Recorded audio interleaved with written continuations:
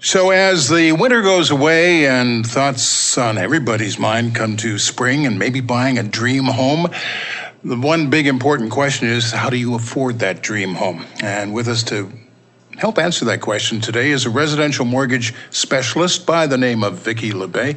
Vicki, welcome to the show. Thank you, Jim. Thank you for having me. I'm assuming that I was right in saying that spring would be the busiest time of the year in your business? Absolutely. Right now is a time where people are thinking about, do I need to renew my lease before the 31st of March? So do I qualify for the purchase of a property? So technically, this is the biggest time of the year because people want to move out in June, July. So how do you end up becoming a mortgage specialist? Do you start in real estate and move over, or? I actually started about 15 years ago in the banking world, where I was actually a financing and credit advisor. Okay. And was surrounded by a bunch of real estate brokers who basically said, hey, Vicki, I think you should go into real estate. You'd be pretty good at it. So I then went into real estate for about 3 years. And then from there, basically came back to the financing world, where today I'm a mortgage specialist.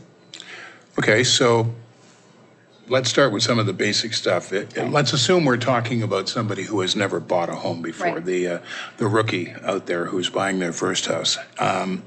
What's the basic thing? What's the most important basic thing they need to know? Is it their credit rating? Is it how much money they have in the bank? Is it their work history? Right. What plays into this? Okay. So basically, just to rewind a little bit, in 2008, in the States, we had this real estate crisis, which changed the game for everyone in the qualification of how do I buy a home? What do I need to, what kind of information do I need to put in place to make sure that I have all the tools necessary to make it happen? So there's actually 3 factors that we're going to be talking about today. We're going to be talking about work stability. Do I have a stable job? Am I self-employed? Am I incorporated? We're going to talk about credit. So people don't realize it, but your credit is super important when you're planning on buying a property. And it follows us for 7 years. So we got to start early to put everything in place. And the third thing we're going to talk about today is basically down payment. I mean, when I buy a home, I have to have the cash down to make it happen. So those are really the 3 factors that we'll be looking at today. Okay, so let's start out with factor number 1, people's jobs, people's employment. What does a mortgage specialist look at when they're saying, can I give this person a mortgage? Do they have the income? Do they have the stability that I need? And what are your levels? What do you need to see? So basically, when I meet my clients, basically they come into my office and we start off with, looking at that first aspect of saying, okay, well, what is your work stability like? What is your function? What do you do? How long have you been working? And sometimes people are surprised because they think, well, I'm self-employed, I have a part-time job, I can't afford to buy a house. And I'm always in the mode of let's find solutions, let's make things happen. So right away, when I'm opening up that door, people feel comfortable in basically disclosing a lot of things, which we'll probably discuss later, are quite funny. So the first thing is really, work stability. People think if you're self-employed, I can't buy that property because, maybe my finances are not like what they are for a salary-based person. They're not traditional. They're not traditional, exactly. But what people need to know is that when you're self-employed, we're basically going to look at the last 2 years. We're going to take an average of your last 2 years. Okay. So a lot of times, if you've, declared... And this is information on your tax form you're talking about here. Exactly. So a lot of times before people come to my office, I give them the list of, homework to bring in to me so that I have all the proper information before we actually get into the financing part of it. So so they'll have their income tax reports, and then I'll see what basically they've been declaring as gross income, and then what they've been putting as net income. So the funny thing is a lot of times people that are self-employed, well, they'll say, Vicki, off the books, I make $80,000 a year, but technically I'm declaring $10,000. How can I make this happen? So that, you have to be very good at what you do to sort of read financial statements, look and see what expenses they've been putting. Have they been deducting their vehicle, amortization? These are, somebody like me who's experienced will know a little bit how to read these type of information. And if they're not... So it doesn't, excuse me for interrupting, but it doesn't have to be there on the assessment, on the tax assessment. No, because a lot of times you can also go look and see what expenses they've put. Right. And as So- long as you can do that on your own, it becomes an acceptable number. It becomes an acceptable figure. Exactly. Because a lot of times I think when you're not used to working with people that are self-employed, you're just going to look at what's the net income, right? And you're going to go from there and you're going to say, you know what, unfortunately, can't make it happen. Right. But when you dig a little deeper and you look at, okay, well, this person is making gross income, a lot of money, and they have a net that's not so much, but what are the expenses, right? Always in mode solution. How can we make this happen? And there are times where we can't make it happen because from the expenses that they've put, I'm not able to go get extra revenue. But then it's just a matter of putting the tools in place to say, you know what, next year when you're going to do your income taxes, which we're in it now, so we tell people that are preparing their income taxes who want to buy, well, that's what I'm there for, to say, you know what, next year or for last year's income taxes, maybe you should put a little less expenses and declare a little more in income if your plans are to actually purchase a property. Right. Just so it shows up on that document. Exactly. That's an interesting thing because obviously now, this may be the first time they're meeting you. Yeah. And now they have to start giving you what is some very personal financial information, like do you or do you not cheat on your taxes kind of thing. Is it hard for them to get over that hump? I think for myself, just because of my personality, how I am, I don't judge anybody that comes into my office, right? I make them feel comfortable. I make them feel like I'm there to work for them. We're there to find solutions. And how can we make it happen? So I think as soon as they have that feeling that, okay, you know what, Vicki's there to sort of help me along the way, because my dream is to buy a home. Right. I want to make it happen. Right. So I have to be, an open book and say, this is the current situation. And I'm there to basically fill in the blanks to say, okay, well, this is what you've been doing. Now, maybe if we did things differently, or in your accounting, when you did your accounting, if you put less expenses, things like that, let's put the tools in place so that if it doesn't happen now, in 1 year's time, 2 years' time, if his dream or her dream is to buy a home, we've put the tools in place to make it happen. A lot of times I'm imagining it's couples that are sitting in front of you. Yes, it does happen, yeah. And they have to divulge some information to you if they hope to get anywhere with the mortgage process. And does stuff ever slip out that the other spouse doesn't know about? I mean, actually, more times than we would assume. That there are times. Well, number one, I'm there to help them buy that home, right? So I have to have an idea as to everything. What expenses do we have? Do we have a car loan? Do we have a lease? How much do we have on our credit card? And obviously in a couple, when you're talking about money, it's not always the topic that people in couples want to talk about. So when they're sitting in front of me and I'm asking them these questions and I'm sort of saying, listen, I need to have the big picture to know exactly from where we're starting from. There are times where, the gentleman would have said, well, I have this credit card with a balance of X amount and his significant other doesn't know about it. So they sort of look at each other and I at that point I know, okay, the other person is not aware of this. And I just sort of stand back a little bit, let them have their little moment. And then we try to get back onto, what the main purpose and the main goal is. Right. So you mentioned credit cards there. That's, of course, ties into credit ratings, another important factor that you need to consider when you're doing your job. Tell us a little bit about how that works, because I think most people don't even know what their credit rating is and might be a little surprised to find out that, you missed 2 payments last year and all of a sudden your credit rating kind of sucks and it may affect your mortgage. Absolutely, Jim. So basically, and that happens more often than you can imagine. People don't realize sometimes, they'll say, well, Vicki, I had a phone bill. And just by principle, I didn't pay that $5 that was left to pay because, I wasn't happy with whatever. Well, that $5, when I pull out the credit bureau, if it's still outstanding for weeks and months, or years. And, unfortunately, when it comes to time to buy that home, that $5 could make a deal or break situation. So credit is super important. A lot of people, I think, aren't aware as to how do I manage my credit and what does it mean, So there's 3 things that, I'll talk about with the credit. So I'll say, you want to be careful that if you have a balance on your credit card, you don't want to keep it over 65% of the limit. So that means if I have a $2,000 credit card, don't keep it at $1,900, and especially don't go over the $2,000, because automatically our credit starts off with a pointing system. So let's say we start off, we're at 900. And every time we sort of, request a credit card, an increase in a limit, our credit scoring goes down a little bit.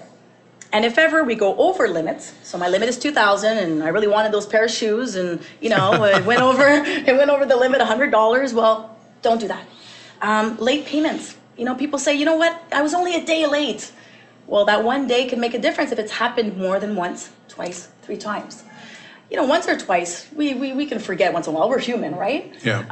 And when we work, and banks are human too, we just want to make sure that it's not on a repetitive basis and it's not showing that, okay, this person is having a lot of trouble managing their credit. So not too many requests, don't go over your limits. And if you have to pay on time, try to pay a few days before. Good advice. I think it is. Nice shoes. Thank you. Anyway, one more thing, and that is I'm thinking about kids here that are coming out of university and college, and they're carrying a load of student debt. And a lot of times, they sort of put off paying that, or they think they can put off paying that forever. It can come back to bite them when they're looking for a mortgage, right? Absolutely. I think, again, it's putting the tools in place to make sure that people are educated as to what is the process. Where do I need to start? If my goal is to buy a property in a year, 2 years, 3 years, 10 years down the road, it's never too late to start. So people that come out of university, you have some people that straight away come out and have the great job. And then they say, hey, Vicki, I'm making $100,000 a year. I can afford to basically buy a home. Well, there's other things that we got to look at. Do we have the cash down to buy the home, right? And yes, student debt is an issue where, depending on what program you're in and the financial status of the family and yourself and the jobs that you're working, it is difficult coming straight out of school to be able to purchase a property. But I think if the goal is to make it happen, is just sit down with somebody like myself, put tools in place just to make sure, you know what, I'm not ready right now. I thought I was, because I might have been renting, an apartment for $800, and I'm thinking, hey, if I can rent an apartment for $800, I can obviously afford a property. Not necessarily the case, because we look at other factors also. When you meet again with couples more so than with single people, how often do these meetings end in divorce? What I'm getting at is, like we talked about with credit cards, maybe one doesn't know what the other has done. Maybe there's something, big that really big that the other person doesn't know, like student loans. Yeah. Oh yeah, I forgot to tell you, I'm hauling student loans for like $75,000 and I haven't made a payment in forever. You must see some, not fisticuffs, but some pretty good arguments. Absolutely. We do see that. With 15 years of experience in meeting people and going through different situations, I've come across these type of ventures along the way. Again, it's all about putting the tools in place. And I talk a lot about pre-approvals. So I give conferences to first-time buyers who are basically starting from nowhere, or basically bought 20 years ago and think that now, I bought a house before in my past, I can afford to buy a home now. Rules have changed. These are things that we'll be discussing today. So again, pre-approvals are super important, because that's where we're laying everything down from the get-go. We've looked at your credit, so there's no surprises. I've been a real estate broker before, so I know from experience too, I've met with people who didn't do the pre-approval, so we'd be shopping around and driving around and visiting 20 houses, and then they find that house that they love. And they can't get it. They can't get the money. So I'm all happy because I'm a mortgage, at that point I'm a real estate broker, so we put an offer, it's accepted, we're thinking, hey, it's gonna be a good payday. Well, the matter of the fact is, had they done the pre-approval, and this is where that experience has brought me where I am today, pre-approval is super important because we're laying it down, we're looking at the credit, there's no surprises. That car that maybe back then somebody might have forgot to mention that they had, well, once I do the credit verification, we have all that information, we know exactly where we're going, and we know that the property that we're planning on buying corresponds to our lifestyle and our budget, basically. So potentially the couple should be having a little pre-approval meeting of their own before they even sit down in your office and, Won't happen. It's live. It happens at the moment where they have to. Really, eh? Yes. Wow. How embarrassing. So you run into a situation now where, like you said, the rules change. Do the rules change on things like credit and how low your score can be or how high your score has to be? And what other rules are changing? Like, Yeah. I'm thinking in terms now of down payments. Absolutely. So that is the biggest thing right now. The biggest change that we've been hearing about is, so right now when you're buying a property and you have less than 20% down, you have to have your mortgage insured by an insurance company, which is either CMHC, Canadian Housing or Mortgage Corporation, or there's another company called Genworth. So Genworth. Genworth. Yeah, Genworth, Okay. yeah. And basically how it works now until September, and I'll get to that later on. Right now, if somebody's purchasing a property, depending on the type of property you're buying, so if I'm buying a condo or a single family home or even a duplex, so I got 2 addresses on my property, and you're planning to live in it, you can buy with a minimum cash down of 5%. And how it works now is basically there's a premium. There's an amount that's added onto the mortgage, and it's laid out on the 25 years to allow somebody to buy a home. Because back in the days... In effect, they're borrowing the 5%. Exactly. Because before banks, if you didn't have at that point 25% down, Right. banks weren't even loaning you any money. I remember those days well. Whereas today, I mean, obviously the prices of properties are increasing and salaries aren't, following the same dynamics or the same rhythm of that. Right. So these companies were created to allow people, first-time buyers, to basically buy their first home. So depending on the type of home you're buying, your down payment will vary accordingly. And so there's been announcements just a few weeks ago where CMHC and Genworth, so this is actually the government, is trying to encourage first-time buyers to buy their first homes. Okay, they're both government organizations? No, one is private Okay. and one is a government program. Yeah. Okay. And so the government has basically put in place, there's a lot of discussions, so there's a lot of fine-tuning, there's a lot of things we still don't know yet. But from what we understand is that they're trying to, encourage and to basically allow first-time buyers to get into the market. So whereas now people are buying, the premium, like we said, was added onto the mortgage.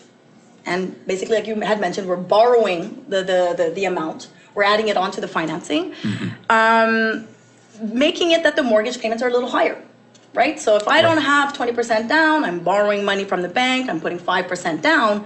Right now, there's a premium that's added onto my mortgage, thus adding a little amounts to my payment. The new rules and regulations is what they're saying is instead of doing that, instead of upping the payments, let's try to bring them down. So from what we understand is for first-time buyers that make a maximum of $120,000 family income who are buying their first home, an existing home, CMHC has mentioned, or basically the Bank of Canada has basically, not Bank of Canada, but the government has basically put in place, saying that, okay, well, if you're buying a $400,000 home or a $300,000 home and you're putting 5% down, so you have less than that 20% down, so we have to deal with the insurance company. The insurance company is saying, well, you know what, instead of adding that premium onto the mortgage, let's reduce their mortgage up to 5%. Okay. So basically, $40,000 home, 5%, what is that? $20,000? I don't have my calculator, right? You're looking at me and I'm going, what? I don't know. 5 times 4. Yeah, right. So basically what they're doing is they're going to reduce the mortgage by $20,000, up to $20,000. Right.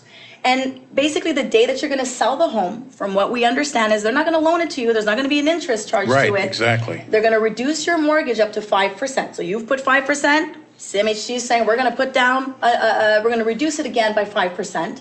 And all we're asking right now is saying the day that you're going to sell that property, we're going to ask that 5% back based on the market value at that moment.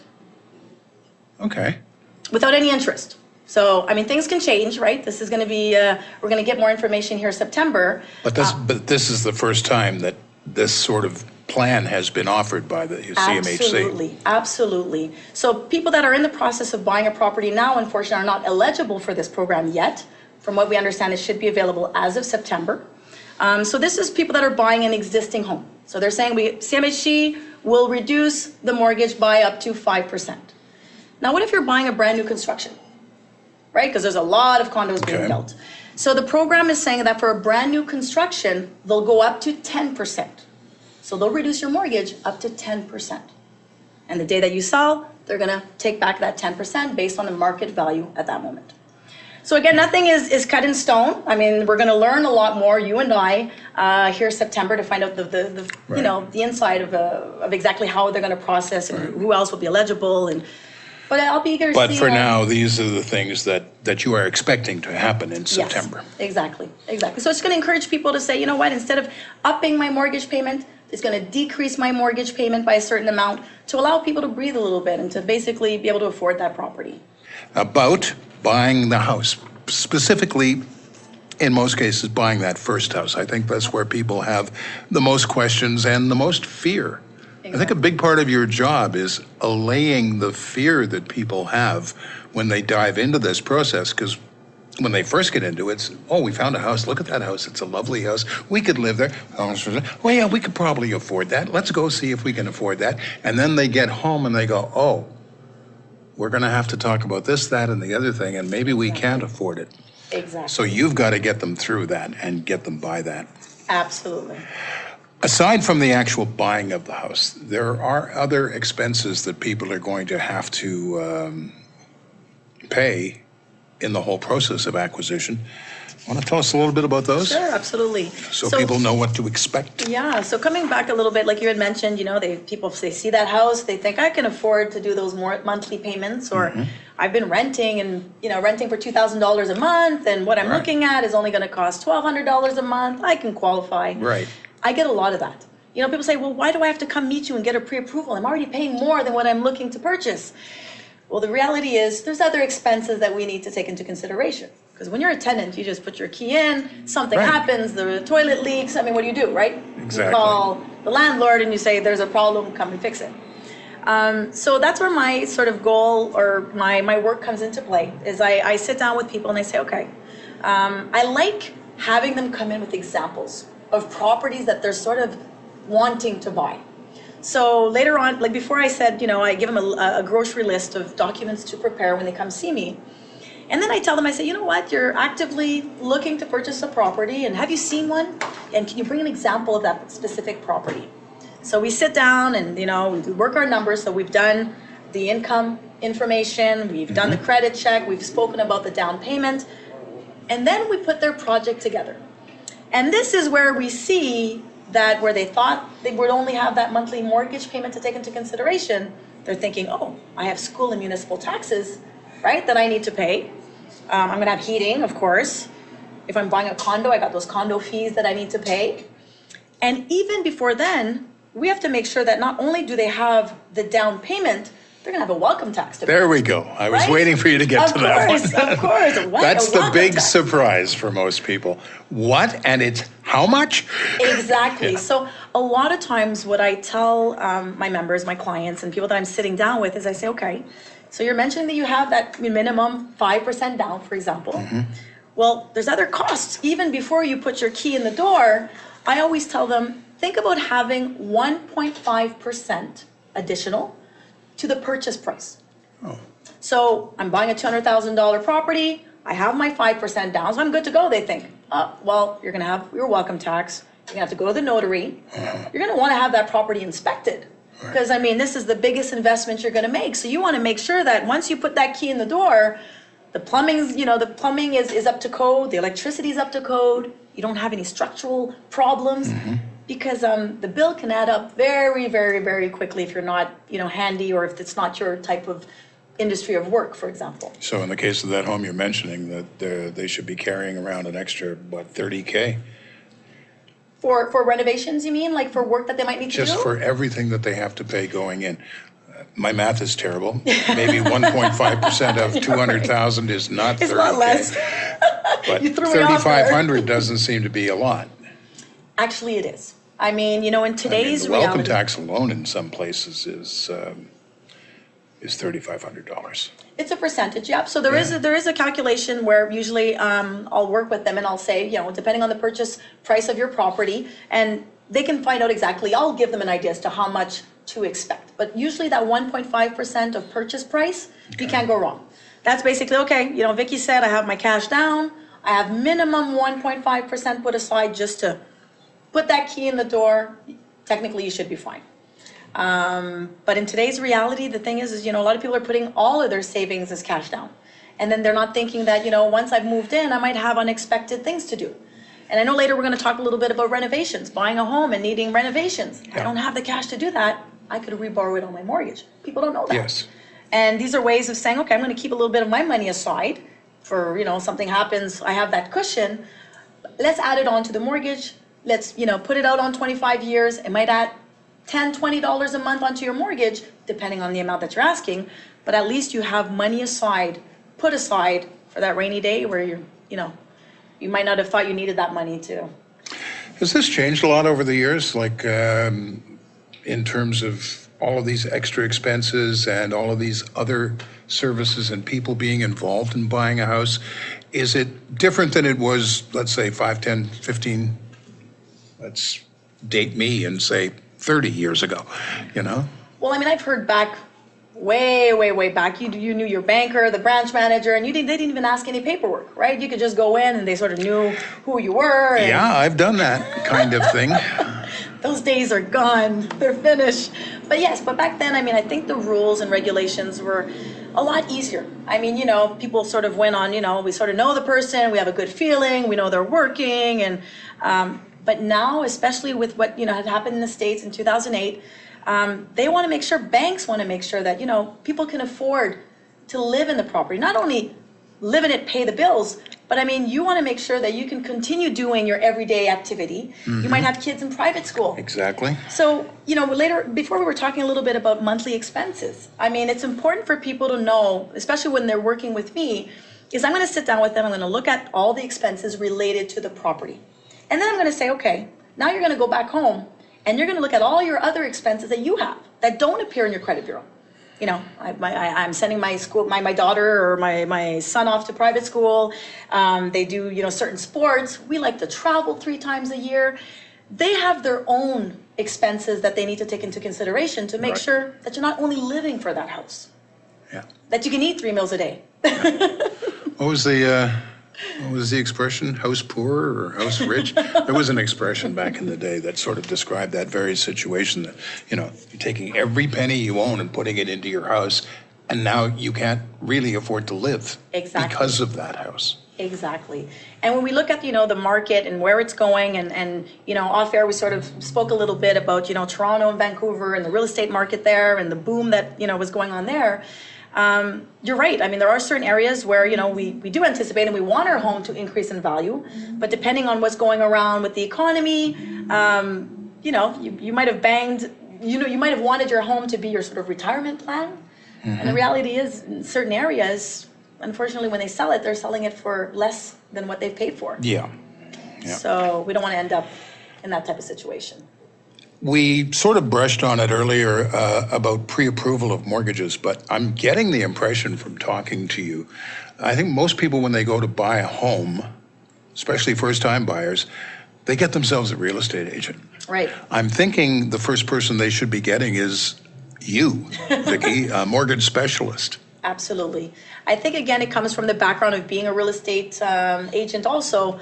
Yes, I think from the get-go, the first thing you need to do is really sit down with somebody like myself to basically go through all the details, make sure that you have all the tools in place. That we've spoken about your work, your credit, your down payment, so that when you're actually shopping for that home, your biggest investment, that you'll be able to, once you've, put that key in the door, that you'll be able to maintain it, to keep living the lifestyle that you like living. It's all about preparation and having the right tools to make that dream come true. And you can help them set a budget so they don't see a house that is, oh, it's a little bit more than we can afford, but gee, isn't it lovely? Let's buy it. Absolutely. Without thinking of the things you just mentioned, you can help them put together, okay, here's what you can really afford. Exactly. Now go find that property Absolutely. that matches that price. Absolutely. And sometimes actually you'll have people that thought that they could buy, that they could afford it, or that they're not ready, basically. A lot of times people that are renting, and I say, you know what, we've done the qualification. We know that you could financially afford payments with your mortgage and your property taxes of $2,000 a month. Right. But you're not there yet. And we know that your rent right now is $700 a month. Now, they might not have already accumulated that down payment. So what I tell them, I say, you know what? Let's put it as if you were already owning that property. So we've established that what you want to buy is going to cost $2,000 a month, and you're paying a rent of $700. So out of that $2,000, let's remove $700 because that's your rent. Mm-hmm. Now the difference, that $1,300, start putting it aside. So not only are you accumulating that cash down for when the time comes, you have money, that 5, that 10, You mean that not 15. saving up, but actually doing it every month to Absolutely. see that you can do it? Absolutely, because Okay. you know what? If somebody does it for a month or two and says, you know what, I can't do this, well, maybe you're not ready to buy the property. I think somebody who's really disciplined to say, you know what, I want to buy that home, I want to make it happen, and Vicki has said that this is how much it's going to cost, you're going to, do it. You're going to put the money aside every month, apart from your mortgage. And the great thing is, you'll have the cash down, and then once you become an owner, you're like, hey, this is easy. I've already been used to paying $2,000 a month. And if you can't do it, you will have saved yourself a lot of grief and a lot of time and effort. Absolutely, absolutely. Yeah. So those are little ideas that, I like. Again, we talk about people coming in and they're not sure, can I make it? Can I not make it? I don't know this girl. I want to make them feel that I'm there to help them make it happen, putting the tools in place, and just saying, listen, I'm not here to judge. We're here to find solutions. The past is the past. Let's make the future, and let's take it from there. I don't know what the market is like today, but I remember when I was first getting into the real estate market, the big deal is you didn't want to rent, you wanted to own, because home ownership was like a savings account. It was the holy grail for our parents, Right. To own your own home and to not be giving money every month to somebody else, in effect to be paying yourself. Do you still see that pressure on people to own a home? Or are they saying, you know what? She's right. I don't have this, and this, and I don't have to worry about it. And yes, I'm paying $400 a month more than my mortgage would be, but so what? Right. I think the market has changed a lot. I think it's 50-50. I think there are those people that really want to buy their first home, that think that they can, but then we meet and we say, well, you know what, maybe now the timing is not there. So, renting and buying, it's not for everyone that wants to be an owner, right? There's some people that just say, you know what, I don't want the hassle of, I just want to rent and I'm happy with that. I think really it's 50-50. I think it's, I don't know. Is it still advisable, though, and I guess the answer is yes with what's going on in the markets these days, to buy that home as an investment? Obviously, it's always been said that real estate is always a great investment. Right. Right? You want to invest in those brick walls and diversify also your savings and your investments. But I think historically, even today, everybody says, if you're buying in a home, you shouldn't lose. You should, that property in 10 years from now, 20 years from now, should basically be worth more than what it is today. Yeah, I think that still holds true. Yeah. That theory still holds true. What doesn't hold true, and what isn't the same as it was 30 years ago, is if you had a good job at the factory and it paid, a good middle-class salary, you were probably going to have that job for as long as you wanted it. Exactly. These days, you could lose that job overnight. Absolutely. And the salary isn't what it used to be. Exactly. I think there are a lot of factors in the industry, in the market, work stability, separations. You buy a house, you're in love, everything's good.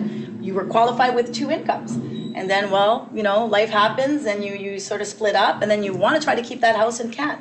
So there are a lot of factors, to consider in today's world with media and things like that, where things have changed dramatically as opposed to how they were 30, 40 years ago. Right.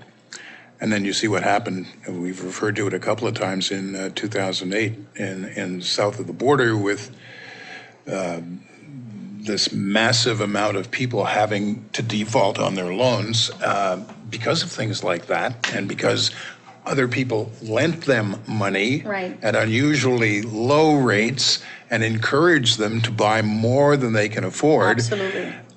Does that happen as much in Canada as it does south of the border? Well, I think what saves Canada basically are programs like CMHC and Genworth. I mean, we're a lot more controlled, regulated, I think, than what the states are. So, I mean, when we look at criteria of you're buying a property, there's certain criteria that we need to put in place to make sure that they qualify. So when you're dealing with an insurance company like CMHC and Genworth, like I mentioned earlier, Right. for them it's black and white. There's no gray zone. I mean, this is what we want as a percentage, gross income. So there's a maximum amount of your gross income that you can use for all your expenses. And there's no saying, well, I'll probably make more next No, year. exactly. And I think that's the biggest thing in the States, like you mentioned. I mean, they'll say, hey, today you qualify for 200, but because of your job situation, we'll lend you 400,000. So Yeah. and so those are things that aren't, or because we're regulated, are not going to happen here. Or I'm not going to say not going to, but I mean, basically. Never say never. Never say never. You're right. I've had a lot of people that I've talked to, not so much recently, but maybe, let's say 2 or 3 years ago, when the Vancouver market and the Toronto market were grossly overheated. They're still pretty hot, but they said that is what led to what happened in the States, and that is going to happen here in Canada. And if you get yourself sort of overextended in terms of counting on the equity that is building, hopefully, in your home, you might find out one day that that equity isn't there. And then you are, to put it politely, messed up. Right. Well, basically what we're living is, in Toronto and the Vancouver market, we've seen that there were a lot of foreign investors that were basically investing in property and bringing up the prices of these properties, making it thus very difficult for the locals to basically buy that same property because you had foreign investors coming in with a lot of money and just buying. Right. So there are rules and regulations that were put in place in Toronto and Vancouver. And well, basically what that has done is, how you move one problem from one place to the other. Mm-hmm. So now in Montreal, we are seeing that the market, there are now a lot of foreign investors. I mean, in my, work career in the last 3 years, huge foreign investors coming in, buying properties, and sometimes buying them for more than what they're worth. Because in my work, way more than what they're worth in some cases. Yes. So, I mean, I'll give you an example. So again, the process is, we do the pre-qualification. So we do the first steps with the clients. And when it comes to time to put an offer on the property, well, sometimes we have to send an evaluator, right? Because we want to make sure that the value, because we do, right, the value is there. Because there are systems put in place. With CMHC, there's a system which we call Emily. Not to get into too much details of that, but by postal code, by square footage, there's a system that basically tells us in this area, properties are sold for about this amount. Right. So if somebody's putting an offer in, they're paying way more than what's been sold in that area, well, it sort of, rings a little bell here, and we're like, well, maybe we should send an evaluator to make sure that, what they're buying is really worth what it is. So there are many examples of clients that I've met, and I'm saying, our evaluator came back and they're saying it's worth 400 and you're paying 525. And they're like, well, Or I $1 still million. want it. And honestly, they still buy them. They still buy the property. So what does this do? Well, I think know? they're thinking that they're going to get the money back and make a bundle. Or you have a lot of people transferring money from abroad and investing it here, keeping Right. the property, It's an investment. for a little while and then selling it back, right? But the I problem, guess my question is, do you see that coming to an end? Do you see that cycle coming to an end in Canada? wow, that's hard to say. We Okay. don't have a magic ball. We don't know what decisions are going to be made, what other regulations they're going to put in place. Mm-hmm. But obviously, we do see that there is an issue that needs to be addressed because a lot of people are either just living for their mortgage, they're just living for that property because they haven't budgeted properly. Sometimes circumstances in life make it that, I had that big job before, I bought the big house. Now, basically, my situation has changed. So, yeah, I mean, we don't know what the future holds, but hopefully something good. All right. When we come back, the future will hold a discussion about mortgage insurance, which I don't think a lot of people know much about, and maybe they should. We'll be right back with Vicki Labbé, residential mortgage specialist, with us here today on CFQR 600. Okay, we're back with Vicki Labbé, who is a mortgage specialist. So guess what we're talking about? We're talking about mortgages. And sort of to get back on topic, I mentioned just before the break that we were going to talk about mortgage insurance. There, I'm not talking about the CMHC insurance or Right. the GE insurance. I'm talking about the insurance that is offered you, usually by whatever lending institution is involved, to cover your mortgage in case of disability, in case something really bad happens, and your family doesn't, your family gets stuck with no income Exactly. and huge mortgage payments. Yeah. So is it that important, as I've just made it sound? So I think, again, it's personalizing every situation for each individual. And it's not for everybody, but there's a lot of people that do need it. So where we talk about loan insurance is, so on the get-go, it's saying, okay, I'm buying the house of my dreams. I have a $200,000, $300,000 mortgage. I've put all my down payment to buy this property. I have a great job, work is going well. Well, what happens the day that, you break a leg, you can't go into work? People think that, oh, well, I have, loan insurance, I have insurance at work, right? So if I'm not working or I'm disabled, well, I have work insurance that'll cover 100% of my income. Right. The reality is wrong. Exactly. So, of course, I'm not an insurance specialist, but I'm there to guide them and give them the tools to help them understand that the two things are completely different. Okay. So when I'm working for a company, I have insurance. Well, when I leave that company, number one, I can't take that insurance with me. And number two, if I'm somebody who's working overtime, so there's a lot of people that say, yes, my base salary is $40,000, but I make $80,000 a year, and last average 2 years, they've been making that $80,000, so I can qualify them on that $80,000 because on average they're making $80,000. But tomorrow they fall disabled, and their base salary is $40,000. Well, what happens? The company itself is going to be paying a disability insurance based on $40,000. Yeah. That's a huge difference. So a lot of times what I tell people is I say, okay, tomorrow, if you do not have 100% of your income, in best case scenarios, usually you're looking at about 70% of your gross income is paid out by the insurance company. Well, you're gonna have to get that difference somewhere, right? So the reality is, do I wanna take money out of my savings to basically, allow me to pay for my home expenses the time that I'm able to get back to work? A lot of times people will say, oh yeah, if something happens, I'll just sell the house, or my family will sell it if I die. It sounds really easy, but it's not. So the reality is I think loan insurance, there's a lot of people that do need it, and a lot of times people don't really understand what coverages they have. Because again, we have our own work, we have our own industry, and they think they're overpaying. But in reality, when they sit down with somebody from an insurance company and they look at all the details, they say, whoa, okay, something happens. I thought I had 100% of my income. I don't. And if I'm disabled long term, over 2 years, I have no more money coming in. All right. So the loan insurance, what it does with our company is if you fall disabled, a long-term disability, and your mortgage payment is, let's say, $1,000 a month, well, your payment will be covered up to the age of 70 years old if ever you had a long-term disability. I mean, that makes a difference. So like I mentioned, it's not for everybody, but it's important for me when I meet my clients to say, listen, this is an option. This is what it would cover. Is it important for you? And again, the reality is a lot of people are buying a little over their budget. So not leaving much money for a rainy day, and especially not a rainy day if you have 2 broken legs or, and you're not working 40 hours a week. All right, let's backtrack a little bit here and talk about just the mortgage itself, the different kinds of mortgages there are, the different interest rates. People get confused by variable, fixed, and this and that. Well, should it be 5 years? Should it be 2 years? First off, how many different kinds of mortgages are there? There are, well, basically from one institution to another, the types of mortgages are very similar. I would say, to keep it simple, there's a fixed rate mortgage and there's a variable rate mortgage. So what people need to understand is a fixed rate mortgage means today, if you're buying a property and we've established a rate of, I don't know, let's talk about 3.5%, for example.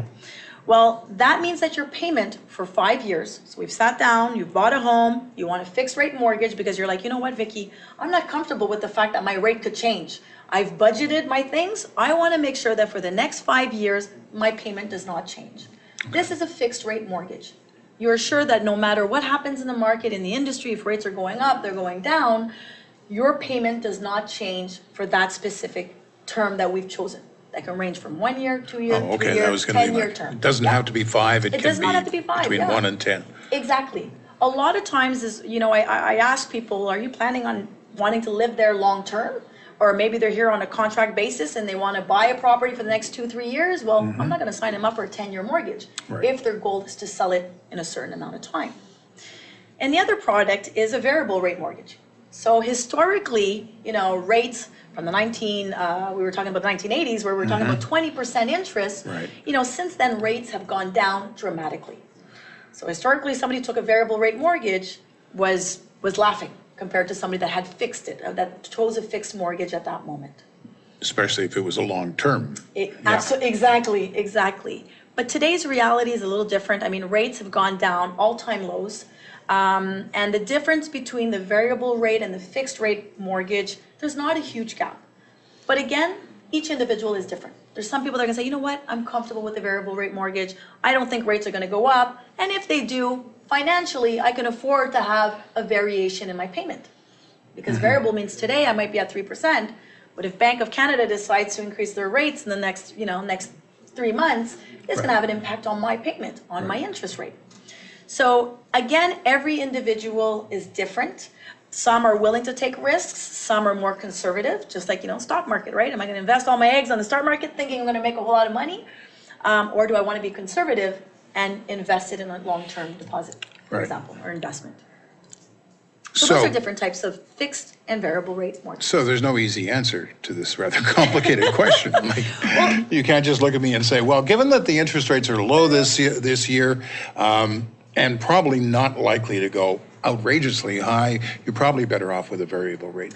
No, I'll never tell them which product to choose. I'll more by how they are. I'll explain the differences, and themselves, they know what risk they're willing to take. Right. So they'll say, hey, listen, I know that already if I have somebody that's coming into my office and had budgeted a payment of $800 a month, and they know that's the maximum that they can pay monthly, it'd be crazy to go with a variable because for them, already any modification in the interest rate or in their payment could be a deal breaker.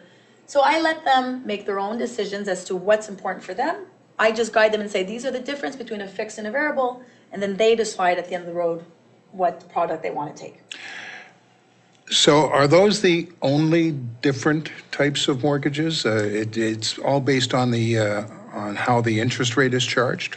Well, again, it depends on what plans somebody might have. So we had fixed, we had variable, but we have open mortgages also. Right. So I'll give you an example. Somebody who is waiting on an inheritance, or the house is going to be sold, or they know that they're not keeping the property for a long-term basis, they might want to have an open mortgage. They might say, hey, Vicki, I know that the house is going to be paid next month or next year, and I don't want to lock it in because I don't want to have a penalty.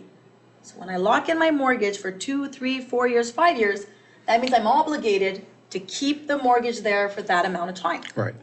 Now, somebody who knows already that they're going to be selling, they might want an open mortgage.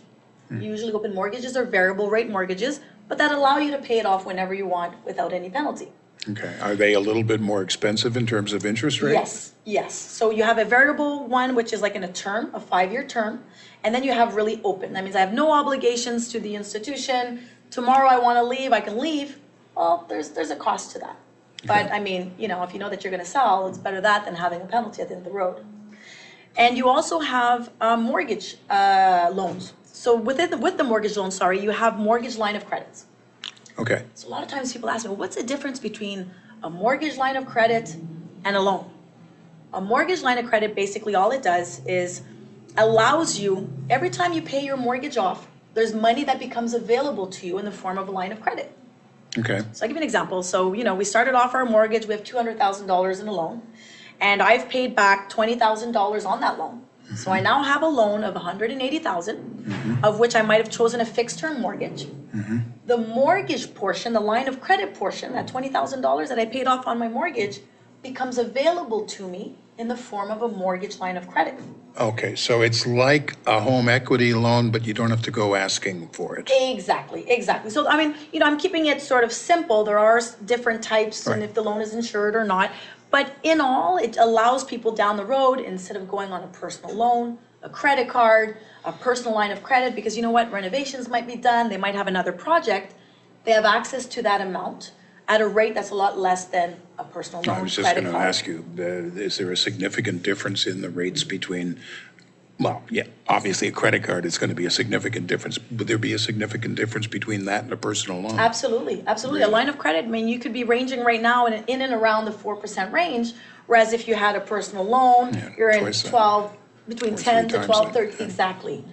It's not for everybody again, because you have to be able to manage your finances properly.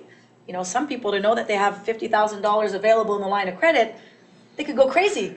And you know, that separation we were talking about earlier, you know, couples separating, well, that could be a good, reason for someone to sort of split up because one left with the line of credit part. Yeah. So you're the person in the end who has to make the decision of what is best for the client in terms of fixed or variable or open or closed. Well, I don't make the decision. Well, I sort of you help guide them. sort of advise them. I advise them and I tell them the differences, yeah. How is that? I guess you sort of answered the question already. I was going to say, how do you make that decision? You don't. You don't. Because at the end of the day, that's all I would need, Jim, is for the client to come back, 5 years down the road and like, Vicki, you told me to take fixed, but the variable, just kept going down. Yeah, no. I always make it clear that, I'm there to guide them, give them the tools, show them everything that's available. And accordingly to their situation, I'll tell them what can happen if they choose a variable. And if they feel comfortable and they say, hey, you know what, I know my job's I'm gonna have a better paying job the next year or two. So now I'm a little tight, but I know that next year my situation is going to change. I'm waiting on an inheritance or something like that matter. I'm going to win the lottery. I'm going to win the lottery, right. I hope they do. But so every situation is different. And I'm really just there to help guide them, give them the tools so that whatever decision they're making at the end of the road is the best decision for them. Yeah. Obviously, the only decision they can make is based on your advice and the situation in the market today, in all areas, in terms of their income, their employment, the house, the value of the house, the value of the real estate market going up or going down. But how, in that case, do you choose, not you personally, but the client, choose between a 1-year mortgage, a 5-year mortgage, or a 10-year mortgage? It seems, to me anyway, that it would be a big risk to lock into a 10-year morgage. It's funny that you say that. 10-year closed mortgage or Yeah. whatever.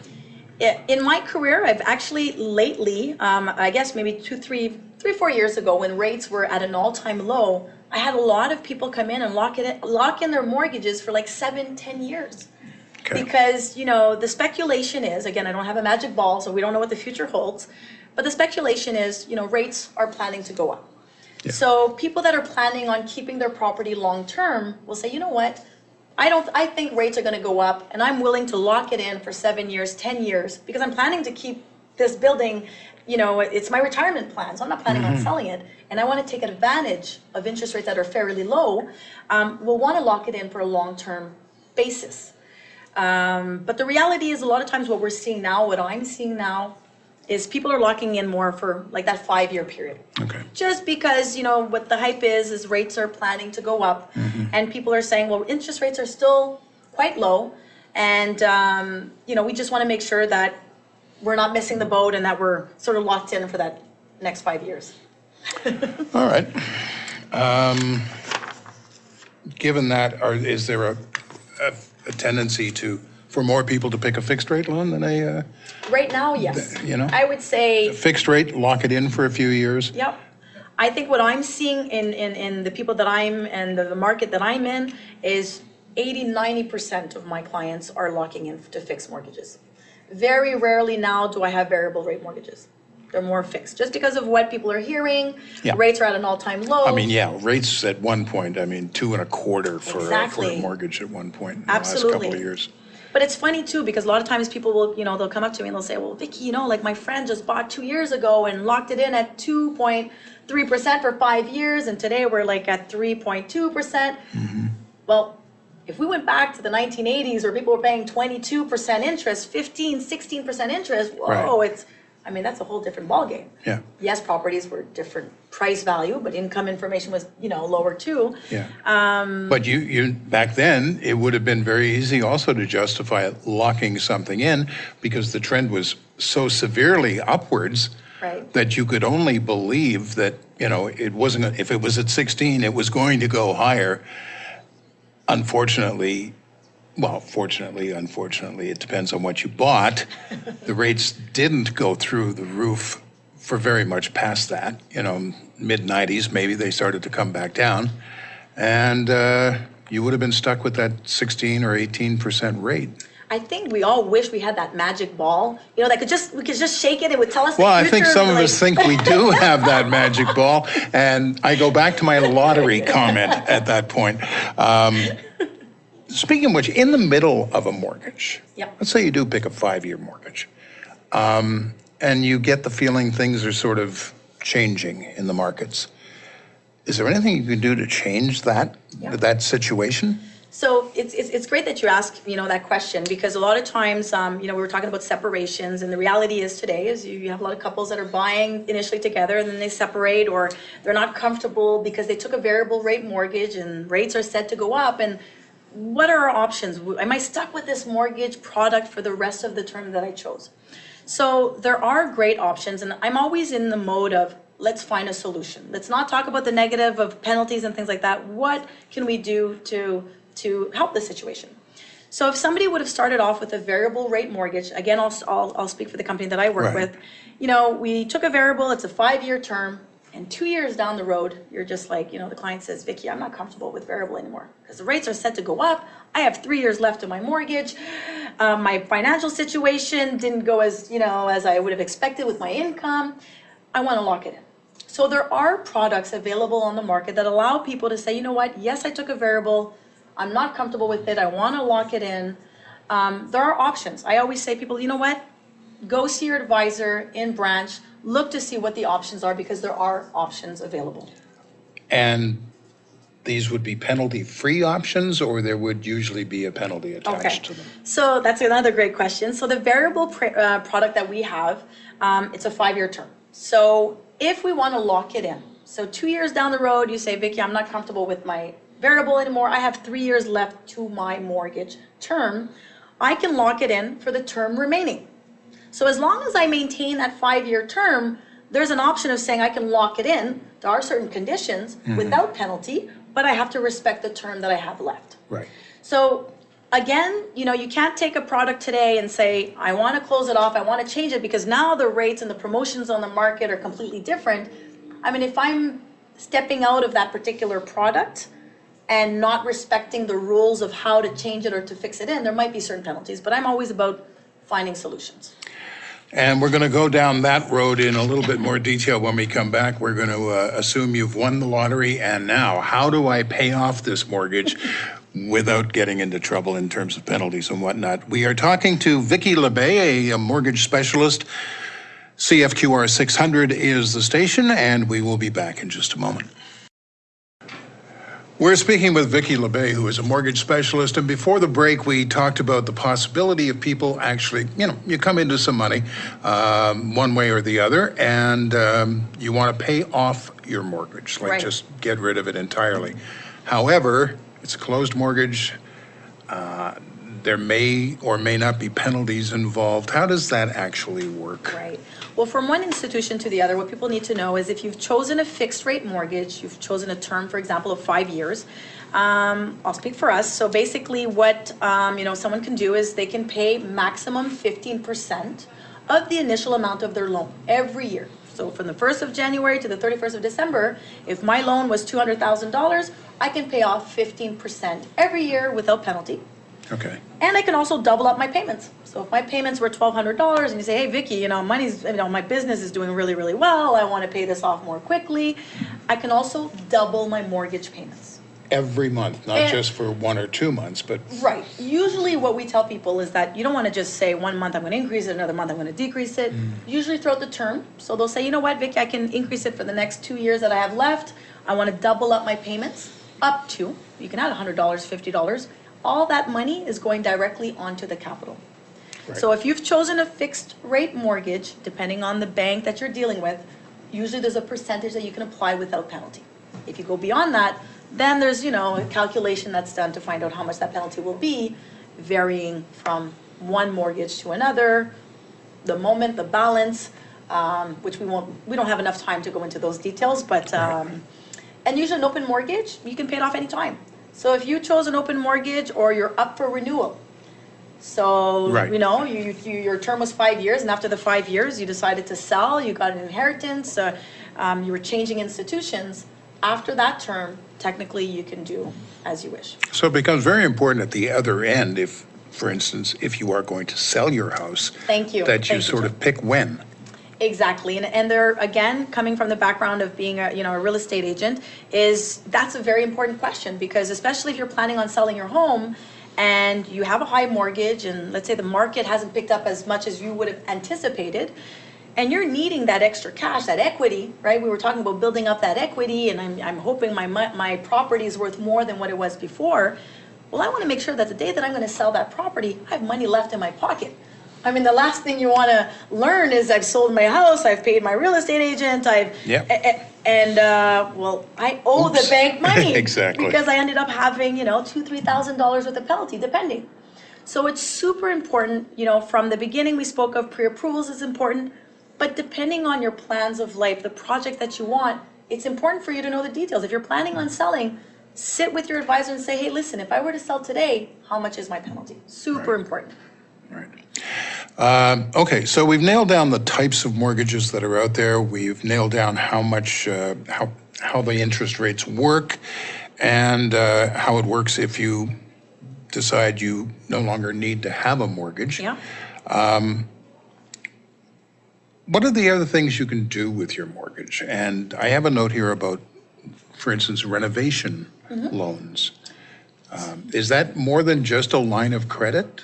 So there's two aspects of the renovations. So let's bring it back to the first-time buyer. So the first-time buyer, again, has put his minimum 5% down, has done his budget, and we've established what price range he should be looking for, he or she should be looking for. So they find the house of their dreams. The location is perfect. It's a $200,000 home. Doesn't matter the amount here. But you know what? The work needs to be done. The kitchen is not to their complete satisfaction, or the windows need to be changed, and they figure that it's going to cost about, I don't know, $20,000 to get the work done. Right. What some people sometimes forget is that don't say no to that house, because if that house is a little under budget from what we had initially done during our pre-approval, right? So they sat down with me and I said, listen, you can go get a house up to $300,000. They find a $200,000, $250,000 home. It needs $30,000 worth of renovation. They can add that amount onto the mortgage. So if they've already used all their savings, because they're thinking, hey, I've already put my 5% down, I don't have any more money left to do the renovations that I'd like, but that house is perfect. I want it. Right. I already tell them, remember, if you find a house and it's within our budget, but it needs a little bit of work, you have an option of adding it onto the mortgage. So adding it onto the mortgage means, yes, it's spread out onto the 25 years, Sure. but if I didn't have that cash, I wouldn't have bought the house, or I would have borrowed it from a loan or line of credit, or, you know what? I've had people actually buy the home and not add it onto the mortgage as a renovation. And you know what they ended up doing? Putting it on credit cards. Yes. So they come back and see me 2 years later and they say, Vicki, wow, like we're happy with the house, and it's how we love it and everything is perfect, but we have now $30,000 worth of credit card debt. Yeah. So can we refinance? So to avoid those type of situations, again, it's important having all the tools in place, letting them know that that is an option of saying, you know what, if that house is perfect, the location is perfect, the spread out of the house is perfect, know that you can borrow and add an amount for renovations, or down the road, instead of putting it on those credit cards, wait 2-3 years, your house will, increase in value, and hopefully then we can maybe refinance to go get an amount that's necessary. When you say add an amount, and the example you used was the house is $300,000. Okay. I'm sorry, that you are approved Right. for $300,000. The house is $250,000. Yeah. Sure, obviously there's headroom there for a renovation loan. What if it gets up to 290. In other words, can you raise the ceiling on the loan based on the fact that you're putting $30,000 worth of improvements into the house? Does that make it easier to get a higher mortgage? Okay, so obviously there's two aspects to that question. So the first one is, how much do I qualify for? So if I qualify for a $300,000 home, I don't qualify for a $350,000 home. Even though that house is worth, you're saying, Vicki, you know, I'm getting a deal. I'm buying my great aunt's house. It's worth $500,000. But you're telling me, you know, I can only get a $300,000 home, but it's worth more. No, I mean, first thing is, if you qualify for 300, even though that house is worth $500,000, how much are you paying it for? How much is it, you know, 300,000. But the other part of your question is, I think, is, you know, people will say, well, yes, I'm buying this home. It's worth currently $300,000, but I'm planning on doing renovations, right? So I want to put $50,000 worth of work on the property. Exactly. So if somebody does that from the beginning, so they're buying the house, they haven't gone to the notary yet, they come and see me and they say, Vicki, you know, I'm buying at 300, I want to do this and this and this and this, and we send an evaluator to make sure that what they're planning on doing is going to add value to the home. Right. Because we know that not every dollar put into a home adds to $1 of, you know, an increase in value. Right. So yes, so people can borrow based on a future value. So today you're buying the house for $300,000. You want to put $50,000 worth of renovation, and you're saying, and we confirm that the future value of that home is $350,000. Now, what people need to remember is that your down payment now is not based on $300,000. It's based on $350,000. It's based on $350,000, exactly. So that's a super important point that people need to also remember, is that yes, you can borrow more, but your down payment will also increase in function of what is the future value of that property. So let's take that to the ultimate degree. Okay. We're not talking about renovations anymore. We're talking about somebody who has a plot of land somewhere. And they want to build an entire house, like, on it, and build it themselves, finance it themselves. Well, not finance it themselves, but you know what I mean. Yeah, They yeah. need money to Yeah, do the job. absolutely. How do you determine how much you can give them? Yeah. So again, the qualification from the beginning is the same, in the sense that we look at what is the income coming in, what are their current expenses, and from there we establish what is the amount of financing one can get. So from the base, it's the same. Whether you're buying an existing home, a new construction, or you're planning on building it yourself, we have to set the foundation to say, well, how much financially do you qualify for? Mm-hmm. Once we know that, well, basically, we're going to sit down and say, okay, well, what you're planning on building, how much is it going to cost? I mean, you can't come there and say, I don't have any cash. You know, I want to have it financed at 100% from, you know, the institution. You still have to have a little bit of money to sort of build the foundation. And then afterwards, there's what we call disbursement. So as you're moving along with the work, we send an evaluator, and then we're going to, you know, deposit certain amounts into the account depending on where we're at in regards to the work. So what's great is that if you want to build a home, I mean, there are great programs for that. But, you know, we're not going to get into the details today because there's a lot of rules and a lot of steps. I would think that there would be. But the basics of it is, we are going to qualify you for X amount, and then after that, we'll tell you the steps as to how to make it happen. Let me throw a bit of a curve in here. Okay. You own the land. Yeah. There's no mortgage on the land. Mm-hmm. Can you put a mortgage on the land and use that money as a down payment on the mortgage for the build? Absolutely. So basically what we say is that if you're planning on building in the next 12 months, we're going to have an evaluator go in and say, well, how much is this land worth? So, you know, let's say it's worth $100,000. And your project, the future value of your project is going to be $500,000. If you're planning on building in that 12-month span, your land can count 100% as your down payment. So yes. Okay. So it's a lot harder for someone that doesn't have the land, Right. and that wants to build, yeah. and that doesn't have the money to buy the land, then that's a whole different ballgame. But if you're already owning the land, and you might not have all that cash down as a down payment, absolutely, that land can be calculated as your down payment. What else can be done to help people get a loan if, let's say, you've done all the paperwork and everything comes up, and maybe you're just on the edge, and so you submit it and you get refused. Yeah. Where do you go from there?